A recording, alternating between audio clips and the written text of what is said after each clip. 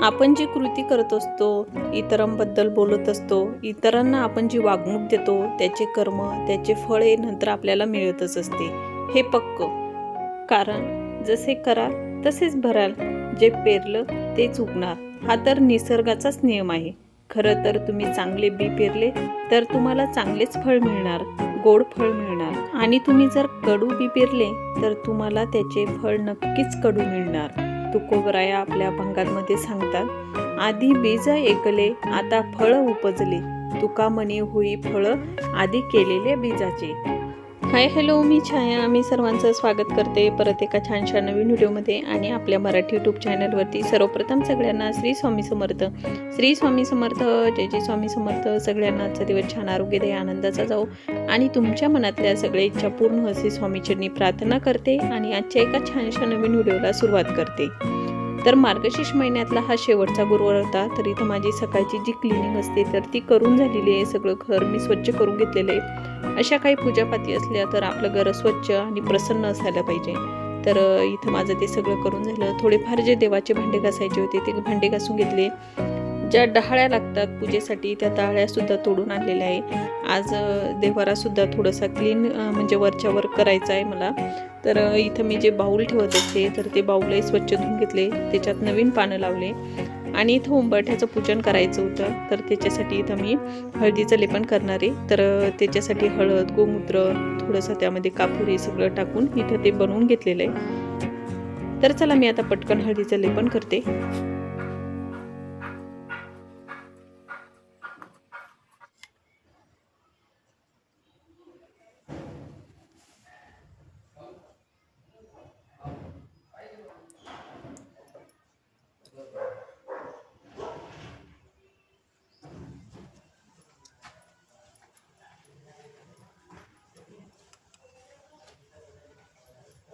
तर इथं मी उंबरठ्याला हळदीचं लेपन करून घेतलेलं आहे. इथं तुम्ही पाहिलं असेल धूपसुद्धा लावलेलं आहे, दोन्हीकडून 2 दिवे लावून दिलेले आहे आणि इथं आज फुलांची सजावट केलेली आहे. आज काही मी इथं रांगोळ टाकली नाही.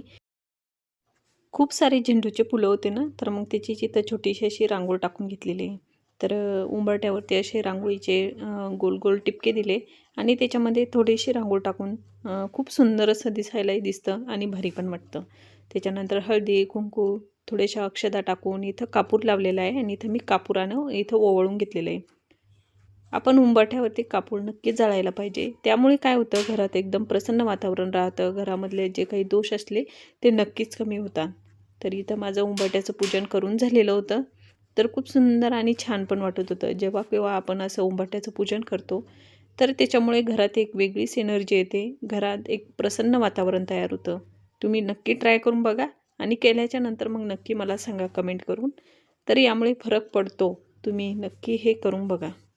ज्यांच्या घरामध्ये प्रसन्न वाटत नाही, घरातला वेळ लवकर जात नाही, घरामध्ये करमत नाही, अशा लोकांनी ना उंबरठ्याचं पूजन नक्की करायला पाहिजे. मी आवर्जून तुम्हाला व्हिडिओमध्ये सांगत असते की तुम्ही उंबरठ्याचं पूजन करा. त्याच्यामुळं 100% आपल्या घरामध्ये ना एक पॉझिटिव्हिटी एनर्जी तयार होते. घरात प्रसन्न वातावरण राहतं. घरातले काही बरेचसे दोष असले ते दोष कमी होतात. बऱ्याचशा घरामध्ये दोष असतात, पण आपण बरेच लोक घर बांधतात, वास्तुपूजा करत नाही. त्याच्यामुळं काय होतात, मग घरात दोष आहे ना तसेच राहतात.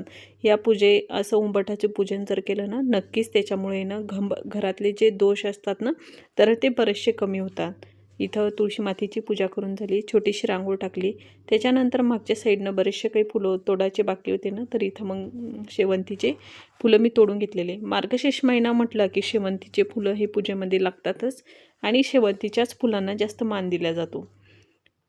तर इथे जे मी शेवंतीचं झाड लावलेलं होतं ना, तर त्याचं फूल तुम्ही पाहू शकता. एकदम मोठं असं टपोरं फूल आहे शेवंतीचं आणि मला पिवळे फुलं जास्त आवडतात पूजेमध्ये. तसेही पिवळ्या फुले असले ना पूजेमध्ये तर ते खूप शुभ मानले जातात. पिवळ्या फुलांचा खूप मान आहे पूजेमध्ये.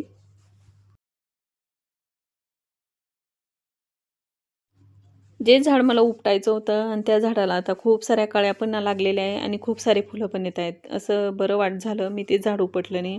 कारण देवपूजेमध्ये ते फुलं खूप सुंदर पण दिसतात आणि छान पण वाटतात. सगळे फुलं तोडून आणले. त्याच्यानंतर आता मला देव्हाऱ्यातल्या देवांची पूजा करायची होती. सगळ्या देव्हाऱ्यातल्या देवांना स्नान घालून झालेले, त्यांच्या जागी त्यांना स्थान देऊन दिलेले. त्याच्यानंतर इथं मला स्वामींचा अभिषेक करायचा होता. तर इथं मी पाण्यानं अभिषेक करून घेतला आणि शुद्ध एकदम दही होतं, त्या दह्यानं अभिषेक करून घेतलेला आहे. पंचामृत बनवायला म्हणजे दूध आहे ना, तर सकाळी मी गरम केलेलं होतं. पंचामृत बनवायचं असलं तर आपल्याला कच्चं दूधच वापरावं लागतं, पण मग दूध नसल्यामुळं मी दह्यानंच इथं अभिषेक केला. त्याच्यानंतर पाण्यानं केला, फुलांच्या पाकळ्यांनी केला, त्याच्यानंतर परत पाण्याने केला. गंगाजलनं सुद्धा मी आज अभिषेक करून घेतलेला आहे. असा छानसा स्वामींचा आज अभिषेक करून घेतलेला आहे. म्हटलं गुरुवार पण होता आणि मार्गशीर्ष महिन्यातला शेवटचा गुरुवार पण. तर मग इथं छान अभिषेक केला, त्यांच्या जागी त्यांना स्थान दिलं आणि तुम्ही पाहू शकता एवढा देवारा प्रसन्न वाटत होता. जे बोळके मी म्हणजे सजवले, तर ते बोळके इथं मी देवाऱ्यात टेकवलेले. खूप सुंदर दिसत होता तो कोपरा. तुम्ही पाहू शकता व्हिडिओमध्ये. एवढं छान वाटत होतं. एकदम प्रसन्न वातावरण वाटत होतं देवाऱ्यातलं.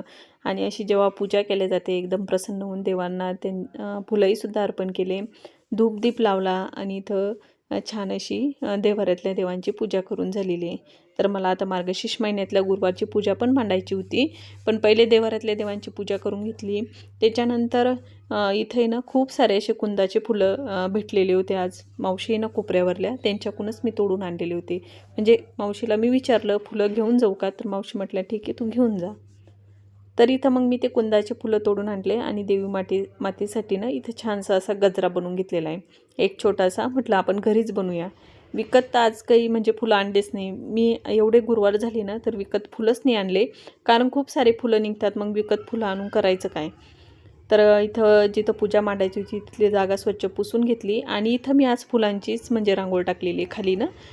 जेव्हा चौरंग टेकवला जातो ना तर त्याच्या खाली मी इथं म्हणजे फुलांची रांगोळी टाकून घेतली. चौरंग टेकवला आणि त्याच्यावरती एक प्लायवूडचा तुकडा टेकवला. असं मी चौरंगावरती प्लायवूडचा तुकडा का बरं टेकवते, तर त्याच्यावरती पूजा आहे ना व्यवस्थित बसते. तर इथं मी तुम्हाला काय दाखवत होती, तर इथं आहे ना ह्या आर्टिफिशियल माळा मी ऑनलाईन बोलवलेल्या आहे. तर खूप दिवस झाले बोलवल्या आणि माझ्या लक्षात पण नव्हतं. म्हटलं आज चला शेवटचा गुरुवारी ना तर येणंच थोडंसं आपण डेकोरेशन करू. तर इथं तुम्ही पाहू शकता छोटंसं असं मी हे डेकोरेशन करून घेतलेलं आहे. जास्त काही मी त्यात वेळ नाही घालवला.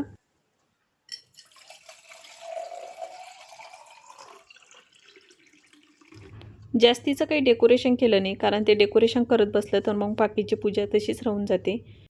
जे तुम्हाला कमळाचं फूल दिसते ना तर त्याच्या खाली थोड्याशा अक्षदा टाकल्या, त्याच्यावरती कमळाचं फूल ठेवलं, त्याच्यावरती एक लोटा ठेवला, त्याच्यामध्ये पाणी टाकलं, त्याच्यामध्ये हळदी कुंकू अक्षदा एक फूल टाकलं आणि लोट्याला 5 बोटं लावून घेतलेले कुंकवाचे.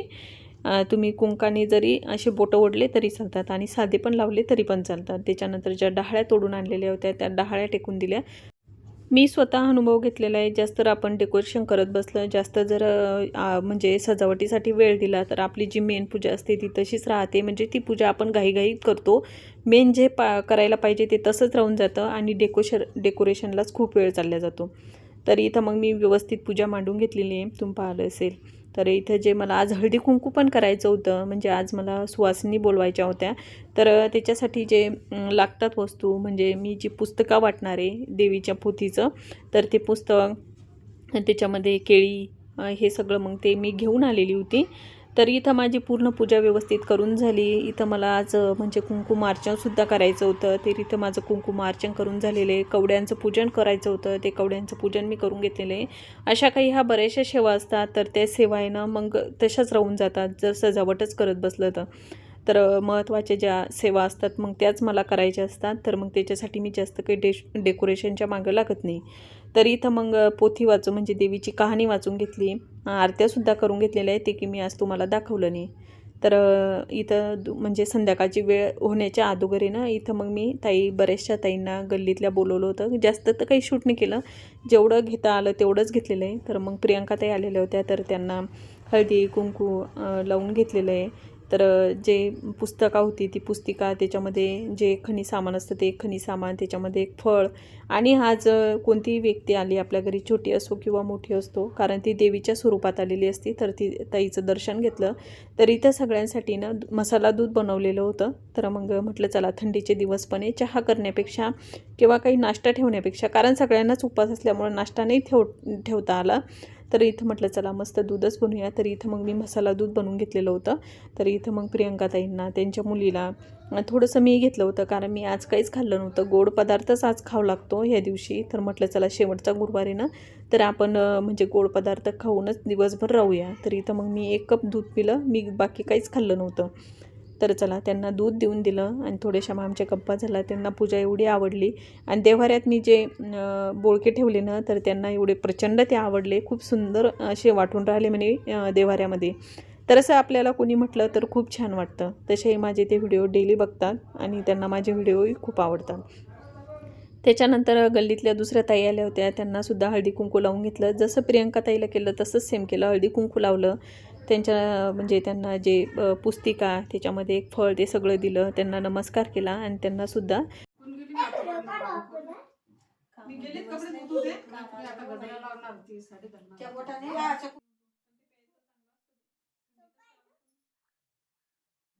आई मी नाही मोदक खात, बांधू नको माझे हात आई, मी नाही मोदक खात.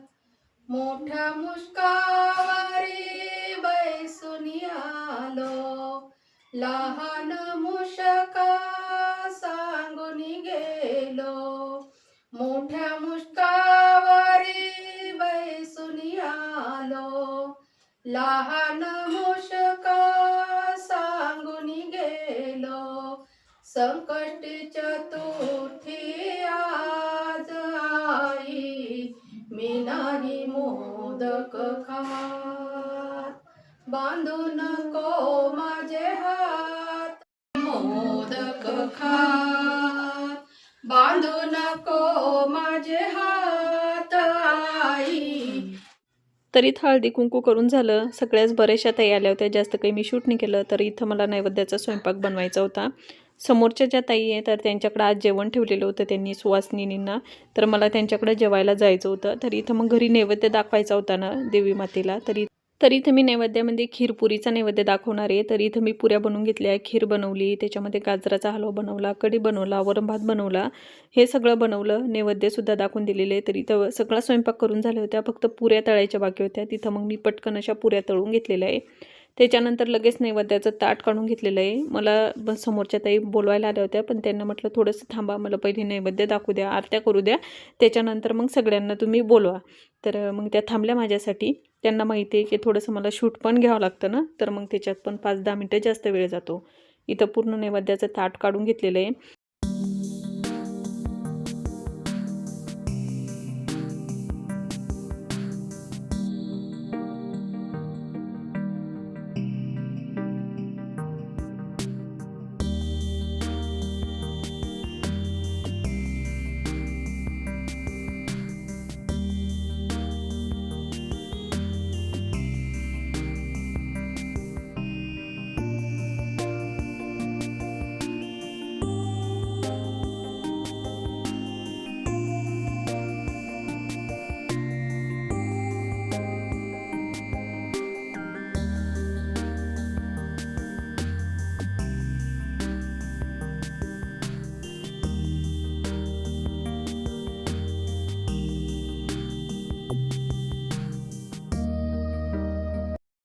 तर घरच्या देवी मातेला नैवेद्य दाखवून झाला आणि लगेच मग इथं समोरच्या ताईनं तर मी त्यांच्याकडे आली होती. तर इथं मी त्यांची पूजा तुम्हाला दाखवत होती. छान पूजा मांडली होती ताईने.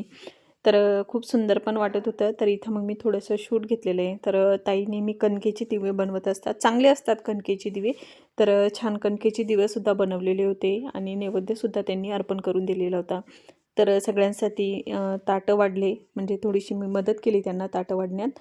तर इथं त्यांनी अशा 5 सुवासिनी जेवायला बसवलेल्या होत्या. तर सगळ्यांनी मस्त जेवणं केले आणि स्वयंपाकसुद्धा खूप छान झालेला होता. सगळ्यांनी पोटभर जेवणं केले. तर ह्या ताई ना तर यांच्याकडेच तो कार्यक्रम होता. ही त्यांची पाठीमागं दिसते, तर ही त्यांची सूनबाई आहे. सगळ्यांनी छान जेवणं केले. त्याच्यानंतर त्यांनी पानसुद्धा आणलं होतं, तर तेही त्यांनी सगळ्यांना खायला दिलं. तर चला ताईंनो, आजचा व्हिडिओ मी इथंच थांबवते. आय होप तुम्हाला माझा आजचा व्हिडिओ आवडला असेल. व्हिडिओ आवडला असेल ना, व्हिडिओला लाईक करा, शेअर करा आणि सबस्क्राईब करा. भेटूया पुढच्या व्हिडिओमध्ये. तोपर्यंत सगळ्यांना बाय.